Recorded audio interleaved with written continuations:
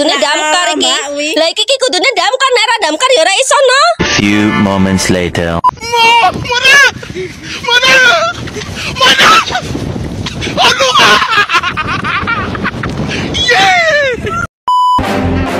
On the beat, let's get it. Keep wine on the mic, let's get it. Chill I double L, let's get it. Motion and moving, we get it. Đêm nay ai bảnh, sang xịn mít, ai đã muốn được thả tim. Đêm nay ai bảnh, sang xịn mít, bước vào thẳng càng xin. Đêm nay ai bảnh, sang xịn mít, cứ đâm đầu như làm mít. Assalamualaikum warahmatullahi wabarakatuh. Perkenalkan, nama saya Desi Fitriani Karyanja. Saya Gansaliana. Saya juga sudah bersuara. Nah, sebelumnya di sini kami ingin melakukan suatu penelitian mengenai UMKM. Kami akan meneliti suatu pabrik yang ada di di mana nanti kami akan melontarkan beberapa pertanyaan kepada pemilik pabrik tersebut mengenai latar belakang berdirinya pabrik dan berapa biaya yang diperlukan. Ya, sejauh ini juga kita pernah mendengar bahwa pabrik tahu ini pernah mengalami kemunduran hingga berhenti memproduksi beberapa bulan. Dan untuk kawan-kawan yang penasaran dengan jawabannya, yuk ikuti. Ayo!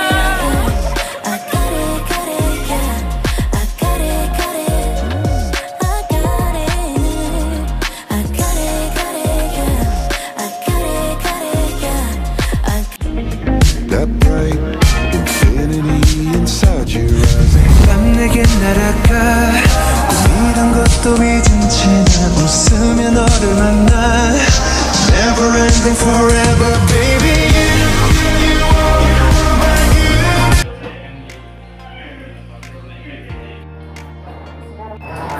Bismillahirrahmanirrahim. Assalamualaikum warahmatullahi wabarakatuh, Pak. Waalaikumsalam warahmatullahi wabarakatuh.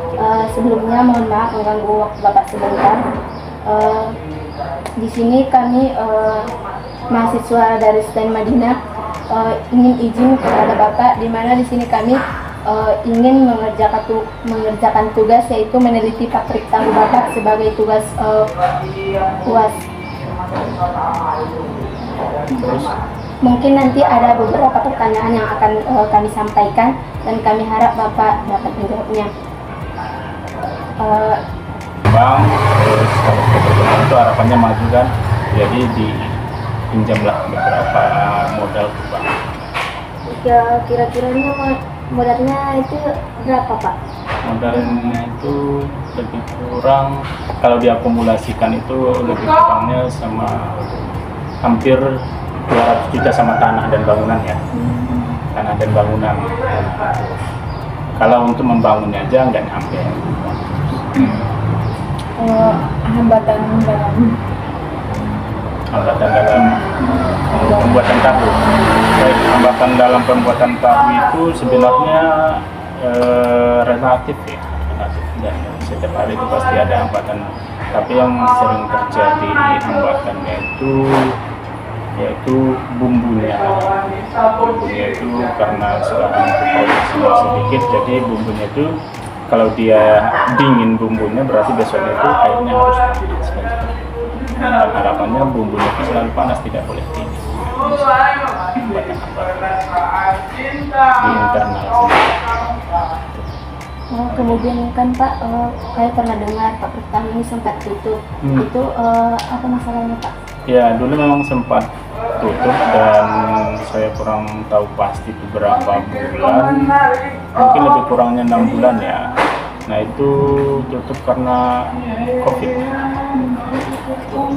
Secara tidak langsung kan dampaknya itu pasti kepada UMKM kita, nah, di mana transaksinya pasti akan berkurang, yang mungkin biasanya banyak transaksi sekarang berkurang. Karena apa? Mungkin dulu dibatasi, nah, dibatasi keluar, jadi kita mau pemasaran juga bingung.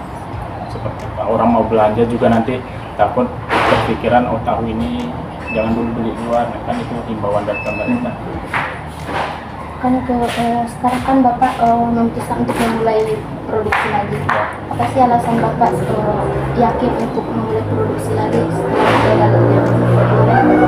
Alasannya itu ya karena kita sudah dari awal membangun dan modalnya juga sudah lumayan banyak. Terus dari sisi rasa dan kualitas kita tidak kalah dengan yang lain, itu sih salah satu alasannya. Jadi kita karena merasa mampu bersaing ya, jadi kita mau bangkit lagi. Tidak mungkin kita terus terpuruk dengan tanah dan bangunan yang sudah kita modalkan, diam di situ aja tanpa memanfaatkan. Kan Pak, selama 6 bulan kurang lebih kan tidak memproduksi, nah kan otomatis pelanggan Bapak hilang. Jadi apa sih yang orang Bapak lakukan untuk menarik pelanggan itu kembali? Oke, memang sih beberapa pelanggan itu secara tidak langsung sudah ada yang hilang ya, dan bukan hilang juga tapi beralih berpindah ke pabrik tahu yang lain. Nah, kami telah melakukan berbagai cara, yang salah satunya itu caranya ya kami datangkan kembali, kami ajak negosiasi lagi, untuk bekerja sama lagi. Bagi tidak mau bekerja sama, mungkin yang ada hutangnya harap dilunasi dulu hutangnya gitu loh. Tapi kalau tidak mau ya itu kan kembali ke mereka lagi. Nah, salah satu langkah selanjutnya itu kita mencari pangsa pasar yang baru. Nah, itu. Jadi biasanya kita ke pasar lama mungkin, tapi kita pangsa pasarnya ke yang lain lagi, ke daerah mana gitu, Kota Nopan atau mana gitu. Kita berani keluar. Itu sih caranya kita untuk menghidupkan. Kalau masalah gajinya di sini Pak, gimana? Iya, kalau masalah gaji di sini sekarang hitungannya mungkin ya dari pabrik manapun, kalau pabrik itu hitungannya per masakan. Jadi semakin banyak masakan berarti semakin banyak dong gajinya yang diterima. Tapi rata-rata kalau di sini per masakannya itu 11 atau 12 ya. 11 atau 12 ribu tergantung masakan per masakan. Tapi karena sekarang kan belum terlalu banyak masakan, jadi diakumulasikan aja selama 1 minggu. Selama 1 minggu itu nanti contoh patokannya udah 15 masakan satu. Mau tidak mau lebih atau tidak sampai lebih atau tidak sampai dari 15, berarti dia gajinya lebih kurangnya ada yang 400 ribu selama 1 minggu. Ada yang 300, tergantung kerjanya juga. Kalau untuk produksi kan Pak, ada itu untuk masakan yang rusak gitu? Enggak? Kalau untuk proses produksi secara masakan rusak itu tidak ada, tapi kalau tahu yang rusak, kalau setelah dicetak kan terus jadilah bentuk kotak dan dipotong-potong. Nah, tahu yang rusak itu mungkin terjadi pada saat penyusunan. Dipotong kan, terus kita ambil, terus masukkan ke ember. Nah, itu pasti karena tahunya lunak, jadi ada beberapa yang rusak gitu. Mungkin cara megangnya yang salah, mungkin dia kurang press, jadi kurang padat. Tapi itu aja sih yang bagus. Kalau masakannya yang rusak nggak ada. Soal persaingannya di Banyuwangi ini kan Bapak banyak yang pabrik-pabrik yang lain. Strategi persaingannya itu? Kalau strategi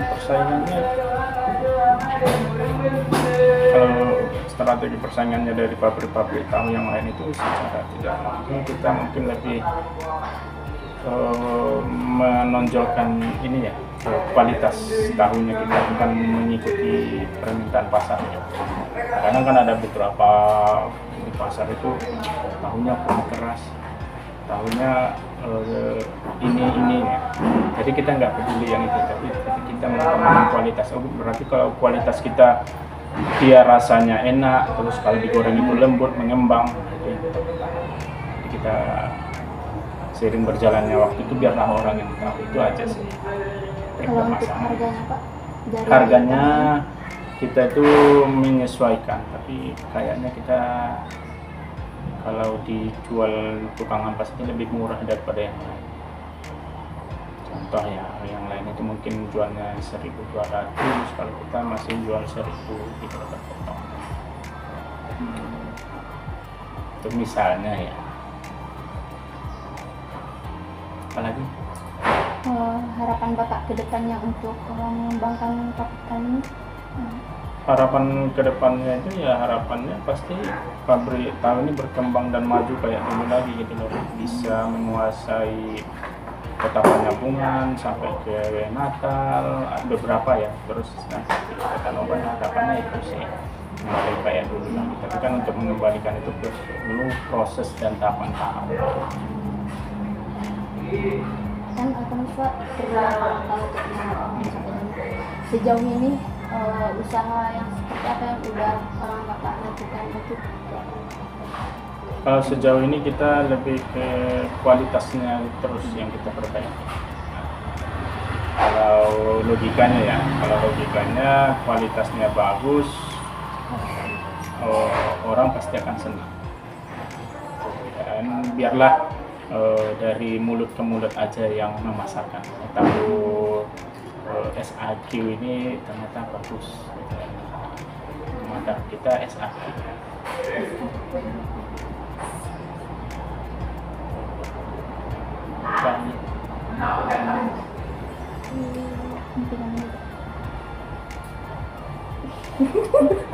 Hapus dulu. Nggak ada. Penuh. Sekian Oh, sementara. dari beberapa pertanyaan dari kami. Baik, sementara itu saja pertanyaan dari kami Kak. Dan terima kasih kami ucapkan kepada Bapak. Dan mungkin apabila ada kata-kata kami yang salah dari awal tadi, kami mohon maaf. Baik, saya juga hanya ini ya, bisa menjawab sebisa dari beberapa pertanyaan kalian. Mungkin kalau secara detailnya saya tidak akan bisa jawabnya karena ada mungkin beberapa yang tidak bisa diberitahukan. Karena memang setiap perusahaan itu pasti ada rahasia-rahasia. Nah, itu aja dari saya, dan saya ucapkan sukses untuk kalian kedepannya, sukses juga untuk mata kuliah ini, semoga mendapatkan nilai yang lebih baik dari Bapak dosen. Itu saja dari saya. Oh, Ibu dosen ya, bukan Bapak dosen ya. Untuk Ibu dosennya mungkin bisa diberikan nilai yang terbaik karena mereka sudah berusaha dengan sebaik mungkin. Terima kasih Pak.